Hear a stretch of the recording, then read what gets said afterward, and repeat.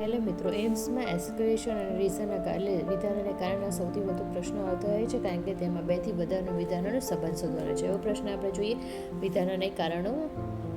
વિધાનીમાં સસ્તન પ્રાણીમાં શ્વાસ લેવાની પ્રક્રિયા દરમિયાન ફેફસા ક્યારેય સંપૂર્ણપણે ખાલી થતા નથી. રીઝન તરીકે છે ફેફસા હંમેશા રેસિડ્યુઅલ વોલ્યુમ પર રહેલું હોય છે, જે વાયુના વિનિમય માટે સતત સમય પૂરો પાડે છે. તો શું જવાબ આવશે? તો કે રેસિડ્યુઅલ વોલ્યુમમાં શું કહીશું આપણે? આરવી. બરાબર.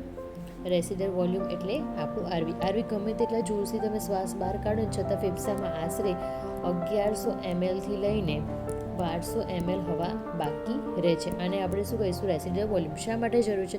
તો કે જો ફેફસા સાવ ખાલી થઈ ગયા હોય, બરાબર, તો શું થઈ જાય? કોલેપ્સ. તો રુધિર અને વાયુ કોષો છે એટલે આલ્વિયોલી વચ્ચે ઓક્સિજન, કાર્બન ડાયોક્સાઇડની આપલે શું થઈ જાય? બંધ થઈ જાય, કારણ કે ફેફસા કોલેપ્સ થઈ ગયા છે.